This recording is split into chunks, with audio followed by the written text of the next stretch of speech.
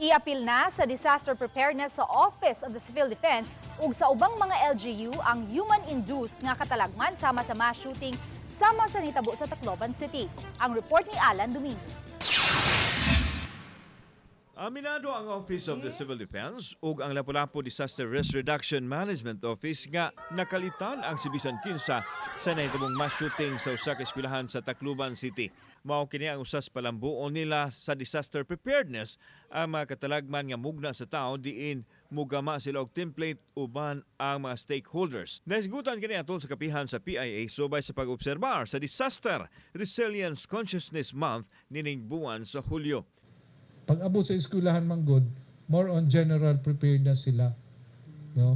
But the background itself, ang anyong kuwan sa mga bata, it starts with at home. Mo po na siya.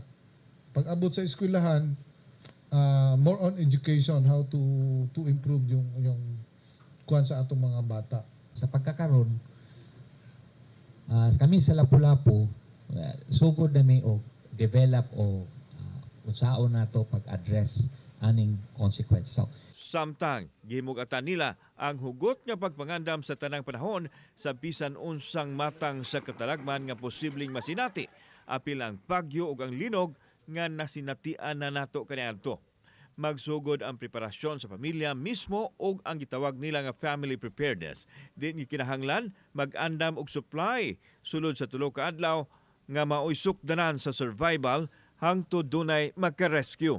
Samtang gipaila sa LDRRMO ang ilang mascot nga si Upong Andam nga gikuha sa ngalan nga upunganon nga andam kanunay sa pagsagubang sa mga panghitabo. sa Lapu-Lapu doon na mga kanang contingency plans nato kung lino, kung sunog, it can be applied in this case. We are conducting the incident command system, yung community-based disaster risk reduction management, the enhancement or crafting the LDRRMP sa mga respective LGUs. Kauban si Clover Lumayag, ako si Alan Domingo.